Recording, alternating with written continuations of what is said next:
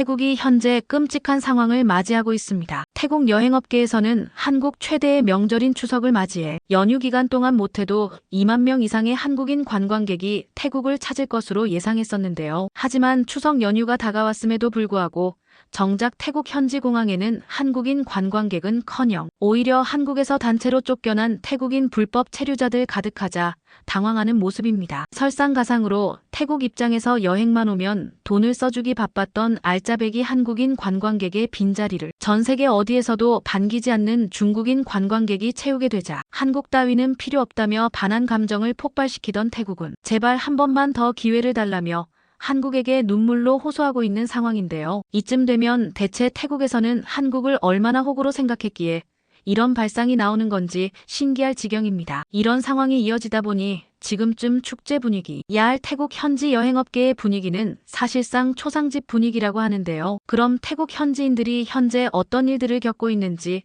함께 알아보러 가실까요? 안녕하세요. 저는 태국 방콕에 있는 한 여행사의 팀장으로 일하고 있는 30대 중반의 아라야라고 합니다. 요즘 태국에서 보내는 하루하루가 정말 고통스럽고 마지막쯤에는 여러분께 꼭 전하고 싶은 이야기가 있어 이렇게 글을 쓰게 되었답니다. 최근 태국에서는 정말 믿기 힘든 일들이 벌어지고 있어요. 며칠 전에 제가 사무실에서 업무를 처리하고 있는데 저희 직원 중 한 명한테 전화가 오더라고요. 그에게서 전화를 받았더니 수완나품 공항 상황이 완전 아수라장이 하는 거 아니겠어요? 뉴스를 보니 한국에서 추방된 태국인 불법 체류자들이 수십만 명이나 한꺼번에 몰려와서 공항이 마비될 지경이라고 하더군요. 저한테 전화를 했다던 직원도 공항이 마비되다 피한 바람에 여행 가이드 업무를 진행하기가 너무 힘들다고 해서 제가 도와주기 위해 직접 공항까지 갔었답니다. 그래서 공항 안에 들어가 보니 그 광경은 정말 충격 그 자체도 아니 무슨 전쟁터도 아니고 공항 전체가 사람들로 가득 차 있었거든요. 뉴스에서 말했던 것처럼 대부분이 한국에서 강제 추방된 불법 체류자들 보이더군요. 물론 일반 승객들도 같이 뒤섞여 있다 보니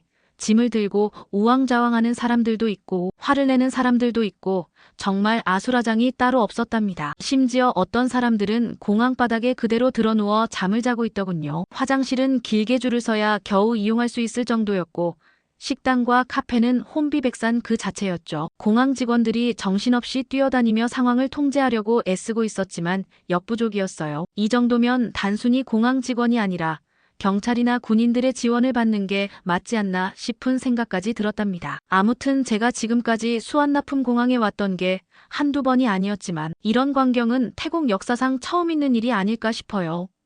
왜 이런 일이 벌어졌는지 알아보니 한국 법무부에서 대대적인 단속을 진행했기 때문이더라고요. 한국 입장에서는 태국인 불법 체류자 문제가 너무 심각해져서 더 이상 방치할 수 없었다는 거죠. 실제로 한국에 체류 중인 태국인 중 무려 78% 불법 체류자라는 통계도 있더라고요. 여러분들은 상상이 되시나요? 태국인이 몇 명 있으면 그중 8명 가까이가 불법으로 체류하고 있었다는 거예요. 솔직히 태국에서 한국으로 넘어간 다음 불법으로 체류하는 사람이 많다는 걸 대충 얘기를 들어서 알고는 있었지만 수치를 들어봤을 때 느낌은 또 다르더군요. 태국 사람들이 이렇게나 많이 불법으로 남의 나라에 머물고 있었다니 정말 놀라울 따름이었습니다. 한국 법무부에서 발표한 자료를 찾아봤는데 단 한 달 만에 13만 명의 불법 체류자가 강제 퇴거 조치를 당했고 그중 10만 명이 태국으로 한 번에 보내줬더라고요. 게다가 3만 명은 자발적으로 귀국했다고 하던데 이 숫자들을 보다 보면 워낙 커서 사실 감조차 안 옵니다. 웬만한 도시 하나 규모의 인원이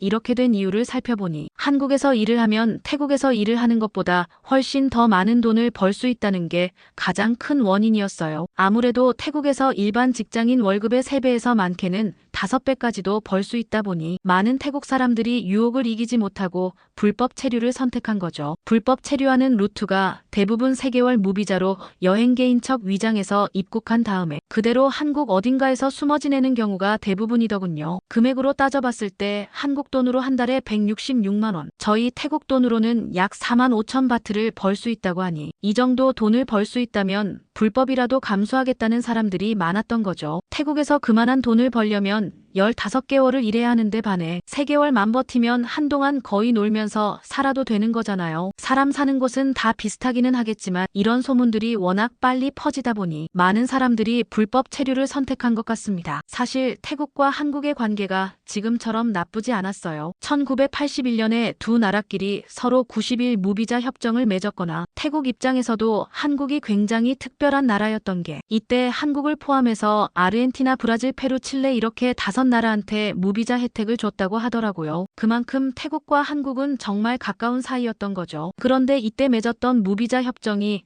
오히려 한국에서의 불법 체류자 문제를 키운 것 같아요. 그 사이에 태국과 한국의 경제력 차이는 심각하게 벌어졌고 한국의 최저임금까지 계속 오른 것도 한몫한 것 같고요. 그런데 문제 제가 여기서 끝이 아니더군요. 사실 앞의 내용도 같은 태국 사람 입장에서 굉장히 부끄러운 내용이었는데요. 지금부터 제가 말씀드릴 내용이 더 부끄러운 내용이랍니다. 바로 일부 태국인 불법 체류자들이 한국에 머무르는 동안 정말 나쁜 짓들을 저질렀다는 거였어요. 특히나 마약 유통이 가장 심각하더군요. 올해 6월에는 낮에는 외국인 노동자로 공장이나 건설 현장 아니면 농장 같은 곳에서 일하고 밤에는 전국에 마약을 유통한 태국인 9명이 검거됐대요. 이들은 SNS 한국에 있는 또 다른 태국 불법 체류자들에게 마약을 팔았다고 합니다. 정말 어처구니 없는 일이죠. 이 사람들이 당시에 유통한 마약 중에는 신종 마약도 있다고 하던데 가지가지 한다는 생각을 했습니다. 이름도 아마 나왔던 걸로 기억하는데 인터넷에 검색하시면 금방 나오지 않을까 싶네요. 아무튼 한국 경찰은 이들이 판매한 마약의 가치가 수억 원에 달한다고 발표했어요. 이것 말고도 또 다른 사건도 있었는데요. 지난해 3월 인천의 한 클럽에서 열린 태국 가수 콘서트장에서 무려 83명의 불법 체류자들이 한꺼번에 잡혔다고 하더군요. 그때 당시 콘서트를 보던 인원이 2,000명이었는데 그중에 100명 가까운 인원이 불법 체류자였던 있죠. 입장 바꿔서 생각해보면 저 같아도 저희 태국에 이렇게 많은 불법 체류자들이 있다는 것 자체가 많이 불편하게 느껴졌을 것 같다는 생각이 듭니다. 거기다 더 충격적인 게 있었는데요. 바로 한국관세청 발표에 따르면 한국으로 유입되는 불법 마약의 원산지 1위가 태국이라는 거죠. 이런 통계를 보면 한국이 저희 태국 사람들을 경계할 수밖에 없는 이유를 이해할 수 있을 것 같아요. 이 정도면 없던 선입견도 생길 수준이니까요. 물론 태국에는 이런 나쁜 사람들만 있는 게 아니에요. 문제는 나쁜 인간들 때문에 정직하게 살아가는 태국인들까지 피해를 보고 있다는 거죠. 정말 순수하게 관광 목적으로 한국에 가려고 해도 입국이 거부되는 경우가 많아졌거든요. 정말 안타까운 일이 아닐 수 없습니다. 얼마 전에는 제주도에 여행 가려던 태국인 1,228명 중 736명이 입국을 거부당했다고 하더군요. 이유가 뭐냐고요? 체류 목적이 불분명하다는 이유였죠. 사실 어려운 문제이긴 하지만 그럼에도 선량한 사람들까지 피해를 보고 있다는 건 개선되어야 한다는 생각도 들긴 합니다. 그 와중에 이렇게 어렵게 입국 심사를 통과한 다음 관광객으로 한국에 입국한 태국인 중 20% 한국 안에서 행방불명이 된다는 통계도 있대요. 목적은 제가 앞에서 말씀드렸던 것처럼 어딘가에서 몰래 일을 하기 위해서일 거라고 의심을 해볼 수 있습니다. 이런 걸 보면 한국 정부가 태국인들 입국을 까다롭게 만든 이유도 이해가 되긴 해요. 태국인들 사이에서도 대부분 알 정도로 태국인들의 불법 체류 문제가 너무 심각해졌어요. 2015년에는 태국인 불법 체류자가 5만 2천 명 정도였는데 지난해 9월에는 15만 7천 명으로 3배나 늘었다는 얘기도 있더라니까요. 이런 식으로 계속해서 구멍이 뚫리다 보니 한국 정부에서는 불법 체류자 문제를 해결하기 위해 여러 가지 조치를 취하고 있더군요. 입국 심사를 더 엄격하게 하고 체류 기간을 초과한 사람들을 적극적으로 찾아내고 있죠. 또 불법 고용주들에게 말이죠. 특히 최근에는 전자여행 허가제라는 걸 도입했어요. 이건 한국에 가기 전에 미리 온라인으로 입국 허가를 받는 시스템인데요. 이걸 통해 불법류 가능성이 있는 사람들을 미리 걸러내려고 하는 거죠. 하지만 이 제도 때문에 정말 여행만 가려는 사람들도 불편함을 겪고 있더군요. 그런데 더 큰 문제는 이 사람들이 태국으로 돌아와서 벌이는 행동들이 수완납 공항만 아수라장이 된 게 아니라 태국 전체가 뒤숭숭해 있거든요. 이 사람들이 태국에 돌아와서 아주 뻔뻔한 태도를 보이고 있더라고요. 자기들은 한국에서 배웠던 기술이 있는 고급 인력이라는 이유로 지나치게 높은 월급을 요구한다는 거인 하지만 정작 일을 시켜보면 대부분 불법으로 일했기 때문에 제대로 된 기술은커녕 일도 제대로 안 한다고 하더군요.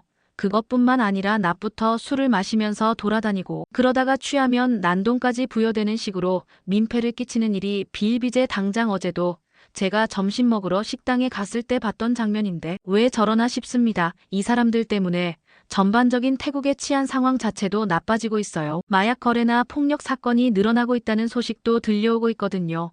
게다가 이 사람들 가족들까지 나서서 시위를 벌이고 있는 상황인데 이 사람들이 뭘 하면서 시위를 하고 있는지 아시나요? 바로 한국 정부의 특수 비자를 만들어 달라고 요구하는 거예요. 말도 안 되는 주장이죠. 불법 체류했다 쫓겨났던 사람들한테 국가 차원에서 자기 나라도 아닌 외국인한테 특별 대우를 해달라고 요구하다니 정말 어이가 1054 없습니다. 방콕 거리 곳곳에서 이런 시위가 벌어지고 있는데 다들 하나가 한국은 우리에게 빚졌다. 우리가 없으면 한국 경제가 무너질 것이라는 식의 말도 안 되는 주장을 하고 있어요. 이 사람들 중에는 한국에서 일하면서 가족들에게 돈을 보내왔던 사람들이 많아요. 그 돈으로 겨우 생계를 유지하던 가족들이 이제는 안 되겠다 싶으니까 거리로 나와 시위를 하고 있는 거죠. 불법으로 번 돈으로 살아왔다는 걸 자랑스럽게 여기는 것 같아 보여서 참 바보 같다는 생각이 들면서 같은 태국 사람이라는 게 부끄러울 따름입니다. 그런데 말이죠. 일부 한심한 사람들이 SNS, 벤코리아 같은 해시태그를 달면서 한국 불매운동을 하자고 난리예요. 명백히 저희가 잘못한 건데도 한국을 탓하는 건지. 같은 태국 사람이지만 이해가 안 됩니다. 이런 식으로 뗐으면 다 된다고 생각하는 걸까요? 이런 해시태그가 달린 게시물이 벌써 370만 개가 넘었더군요. 그중 75% 여성이고 절반 이상이 18세에서 24세의 젊은 층이라고 해요. 얼마 전까지만 해도 할 1159류에 열광하던 사람들이 오히려 이런 운동을 주도하고 있다니 정말 아이러니하네요. 일부 식당이나 바에서는 노코리안이라는 팻말까지 걸었다고 해요. 한국인들의 입장은 받지 않겠다는 거죠. 제가 봤을 때 이런 사람들 특징이 하나만 알고 둘은 모른다는 공통점이 있는 것 같습니다. 심지어 이 와중에 잘른 왕아나논 태국 여행업협회 회장이 이상한 얘기를 했더군요.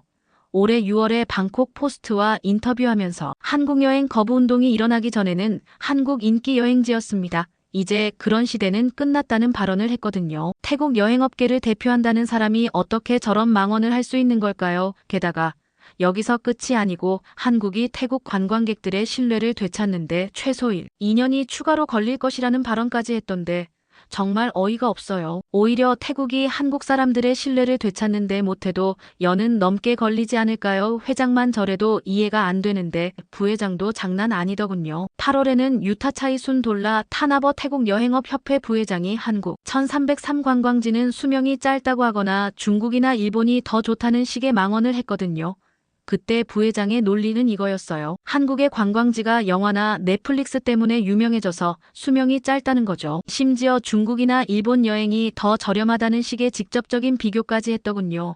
4일간의 중국 여행은 1인당 약 86만 원으로 한국 여행 비용 약 117만 원보다 저렴하다면서요. 구체적인 금액까지 언급했던 이런 발언들 덕분에 코로나 이전만 해도 태국은 동남아에서 한국을 가장 많이 방문했던 1국가였는데 지금은 5위로 떨어졌대요. 올해 초 4개월 동안 한국을 찾은 태국인 수가 작년 같은 기간보다 21% 줄었다고 해요. 아무래도 태국 여행업계의 가장 높은 사람들 둘이 연속으로 저런 말을 하다 보니 효과가 어마어마했던 거죠. 숫자로 보면 11만 9천 명 정도라고 하던데 베트남이나 필리핀에도 밀리는 숫자입니다. 나중에 이 소식을 접한 한국 정부와 관광공사에서 격하게 항의를 하는 바람에 회장이 사과문을 직접 내서 간신히 진정시켰다 하더라고요. 근데 그 사과문의 내용이 전 되게 이해가 안 됐는데요. 협회의 공식 입장이 아닌 일부 관계자의 개인적 발언이고 한국에 오해와 심려를 끼쳐서 죄송하다는 내용이었어요. 몇 달 전에 회장이 비슷한 망언을 해서 안 그래도 멀어진 태국과 한국 사이를 떨어뜨려 놓았으면서 부회장까지 저런 발언을 하는 바람에 난리가 난 건데 진정성이 너무 떨어지는 사과문 아닌가요? 회장과 부회장이 비슷한 발언을 했으면서 이걸 보고 그 누가 협회의 공식 입장이 아니라고 생각할지 싶습니다. 심지어 저때 했던 말도 그럴듯해 보이긴 하지만 실제로는 굉장히 잘못되었던 게 한국에서는 오히려 놀 곳이 많다 보니 자연스레 돈이 더 많이 나갈 뿐이지 저렴한 금액으로도 재미있게 노는 방법은 엄청나게 많거든요. 반면 한국인들의 태국 방문도 크게 줄었어요. 한국의 한 관광산업연구소와 서울에 위치한 컨슈머 인사이트는 시장조사업체에서 함께 조사한 결과를 보면 태국 여행에 관심이 적어졌다는 한국인들의 응답이 작년 36%, 올해 81% 올랐더라고요. 태국 여행에 관심이 떨어진 사람이 1년 만에 2배나 증가한 거죠. 이 정도 수치는 조사를 시작한 이래 가장 높은 수준이라고 해요. 사실 제가 일하고 있는 태국 여행업계에서는 올해 한국인 관광객 수가 역대 최고인 200만 명을 넘을 거라고 예상했었습니다. 그래서 한국의 최대 명절 중 하나인 추석 연휴 때 최소 2만 3천 명의 한국인들이 태국을 찾을 거라고 기대하고 있었죠. 그래서 모든 준비를 마치고 기다리고 있었는데 현실은 정반대인 상황입니다. 추석 연휴가 임박했는데도 불구하고 한국인 관광객은 거의 찾아보기 힘들 정도로 줄어들었거든요. 이런 상황이 계속되면 태국 관광업계는 정말 큰 타격을 입을 거라고 생각합니다. 지금도 이미 많은 여행사들이 문을 닫고 있으니까요. 제가 일하는 여행사만 해도 실적이 바닥을 치고 있어요. 한국에서 오는 관광객들이 급격히 줄어들었으니 당연한 수준이죠. 심지어 한국의 여행사들과 만든 여행 상품들도 모두 취소되고 있는 상황인데요. 며칠 전에는 한국의 파트너 여행사에서 일방적으로 계약 해지를 통보해 오더라고요. 정말 끔찍한 상황이 아닐 수 없습니다. 이건 저희 회사만의 문제가 아닌 게 주변의 다른 여행사들도 다 비슷한 상황이거든요. 태국의 관광업계 전체가 무너지고 있다고 해도 과언이 아니에요. 이대로 가다간 정말 태국이 망할 것 같아서 한국에서 제발 도와주셨으면 하는 바람뿐입니다. 사실 태국의 관광업은 한국 관광객들에게 많이 의존하고 있었어요. 코로나 이전까지만 해도 태국은 동남아 국가 중 한국인들이 가장 많이 찾는 나라였어요. 그런데 지금은 베트남과 필리핀에 밀려 3위로 추락했습니다. 한국 분들이 보실 때 자업자득이라는 생각이 들 것 같은 게 이런 상황을 만든 게 다 저희 태국인들이 저지른 실수 때문이잖아요. 그러고 보니 중국인 관광객들도 너네 먹여 살려주지 않냐고 생각하는 분들도 계실 것 같은데요. 그 말은 반은 맞고 반은 틀렸습니다. 실적 같은 데이터로만 따져봤을 때는 괜찮아 보일 수 있지만 좀 더 자세히 살펴보면 저희 태국 입장에서는 정작 손해일 가능성이 매우 크거든요. 실제로 한국인 관광객이 줄어든 대신에 중국인 관광객은 거의 코로나 이전 수준으로까지 회복된 게 맞습니다. 근데 이게 문제인 이유가 중국인 관광객들은 한국인 관광객들과 비교했을 때 상대적으로 예의가 없고 민폐를 끼치는 경우가 많다 보니 현지 사람들 사이에서도 골칫 덩어리예요. 관광객 머릿수는 분명히 많아졌지만 정작 와서 돈은 안 쓰대다가 계속해서 물건을 부수거나 시끄럽게 굴고 취한 경우에는 노상 방류까지 하고 돌아간다니까. 뒤에서 처리하는 입장에서도 도 정말 미칠 노르다. 그래서 이걸 받아야 하나 말아야 하나 고민되는 지경이지만 그래도 저희가 먹고 살긴 해야 하니 하는 수 없이 받을 수밖에 없는 상황이랍니다. 그런데 말이죠. 저희 태국의 국방부 장관은 대체 뭐 하는 분인지 모르겠어요. 얼마 전에 군사력으로 한국은 언제든 제압할 수 있다거나 서울을 3시간 만에 불바다로 만들 수 있다는 식의 말도 안 되는 소리를 했거든요. 태국과 중국은 2015년부터 매년 공군 합동훈련을 해왔거든요. 올해는 특수작전 병력까지 투입됐다고 하던데 아마 이런 훈련을 몇 번 했다고 해서 한국을 위협할 수 있을 거라고 생각하는 모양이더군요. 저도 잘 몰라서 전문가들이 말하는 걸 찾아봤는데 전문가들 말로는 한국과 태국의 군사력은 비교조차 되지 않는다고 하더라고요. 한국은 세계 5위의 군사 강국이고 태국은 25위 정도라고 합니다. 병력 수만 봐도 한국 육군은 55만 명인데 태국은 16만 명 수준인데다가 태국에서 쓰는 국방비 예산도 한국과 비교했을 때 한국의 1분의 수준이라고 하고요. 무기 체계도 크게 차이가 난다고 하던데 한국은 첨단 무기들을 자체 개발하고 있을 뿐만 아니라 세계 각국에 수출까지 하고 있다더군요. 반면 태국은 아직 많은 부분을 수입에 의존하고 있는 데다가 한국에서 수입해서 사용하는 무기도 있다고 합니다. 이런 상황에서 어떻게 한국을 제압할 수 있다고 말할 수 있는 건지 태국인을 대표해서 말씀드리면 여러분들이 그냥 저희를 너무 밉게 보지 말고 차라리 귀엽게 봐주셨으면 합니다. 부탁드릴게요. 솔직히 여러분들이 별거 아니라고 생각하실 수 있겠지만 저는 이 자리에 오르기까지 정말 열심히 노력했어요. 밤낮으로 공부하고 일하면서 여기까지 온 거거든요. 저런 비상식적인 발언을 잊을만 하면 해되는 사람들 때문에 제 노력이 물거품이 될까봐 너무 속상합니다. 태국 여행업계가 이대로 무너져버리면 저희 같은 사람들은 어떻게 살아야 할까? 지금 태국 전체가 정말 큰 위기에 빠져 있어요. 아까 말씀드렸던 것처럼 한국에서 강제 추방된 불법 체류자들이 돌아오면서 여러 가지 사회 문제가 발생하고 있거든요. 범죄율이 높아지고 실업률도 올라가고 있죠.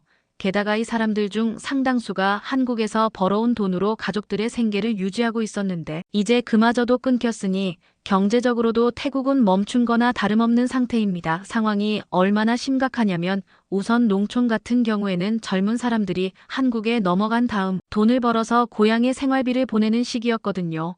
그러면 그 돈으로 농사를 짓고 아이들 학비도 되고 했는데 이제 그런 돈줄 자체가 끊기다 보니까 생활이 불가능한 거죠. 방콕 같은 대도시들도 별반 다를 것 없긴 해요. 아까 제가 말씀드린 것처럼 한국에서 돌아온 사람들이 일자리를 찾지 못해서 거리를 배회하고 있을 뿐만 아니라 일부는 한국에서 저질렀던 것처럼 범죄를 저지르기도 하거든요. 보통 한국에서 마약 유통으로 체포됐던 사람들이 태국으로 돌아와서도 저런 짓을 한다던데 이런 거 보면 사람은 고쳐 쓰는 거 아니라는 말이 괜히 있는 게 아니라고 생각합니다. 이런 상황에서 태국 정부는 대체 뭘 하고 있는 걸까요? 사태를 해결하기 위해 노력은 하고 있는 걸까요? 솔직히 오히려 상황을 더 악화시키면 악화시켰습니다. 개선하는데 도움이 되는 건 아닌 것 같습니다. 아까 말씀드린 국방부 장관의 발언도 그렇고 여행업협회 임원들의 발언도 그렇고 말이죠. 솔직히 태국 사람들이 정신 좀 차렸으면 좋겠어요. 우리가 잘못한 걸 솔직히 인정하고 한국과의 관계를 회복하기 위해 노력하는 게 먼저 아닐까요? 진짜 태국을 사랑하는 애국자라는 분명히 저처럼 생각할 거라고 봅니다. 바뀌어야 할 것들이 한두 가지가 아닌 것 같은데. 우선 SNS 밴 코리아 같은 해시태그를 사용하는 걸 제발 멈췄으면 좋겠네요. 오히려 상황을 더 악화시키는 바보 같은 행동이니까 더군다나 태국에는 한국을 좋아하는 사람들이 정말 많은데 이런 식으로 혐오를 퍼뜨리는 건 무슨 논리인지 모르겠어요. 태국이 망하길 바라는 어떤 소수의 집단이 일부러 유도하고 있는 건가 싶기도 하네요. 이런 일들이 연달아 일어나면서 제가 이런 문제들이 생긴 근본적인 원인을 한번 찾아봤는데 제가 내린 결론은 바로 태국의 경제 상황이 심각하기 때문이라고 생각해요. 여러분들도 아시다시피 태국은 오랫동안 경제 성장이 둔화되었고 그렇다 보니 수많은 태국 사람들이 더 나은 기회를 찾아 해외로 나가려고 하는 거죠. 특히 한국은 저희 같은 태국 사람들이 봤을 때 돈도 많이 주는 데다가 환경도 깨끗하고 최첨단 기술들이 발전된 곳이다 보니 선망의 대상이 될 수밖에 없어요. 물론 태국의 이런 내부적인 문제를 한국 같은 남미 나라까지 가서 불법적인 방법으로 해결하려고 하는 건 안 되겠죠. 결과가 어떻게 되었던지 간에 태국의 경제를 발전시키는 게 먼저일 테니까요. 제가 알기로는 한국도 전쟁 직후에는 정말 가난했다. 한국 사람들이 말도 안 되게 노력해서 지금 같은 위치에 올라간 거라고 알고 있는데 태국한테도 아직 기회가 있지 않을까요? 여러분들은 저희 태국이 이런 상황을 극복할 수 있다고 생각하시나요? 조언해 주시면 감사하겠습니다. 오늘의 사연은 어떠셨나요? 긴 영상 시청해 주셔서 감사합니다. 오늘도 행복한 하루 보내세요.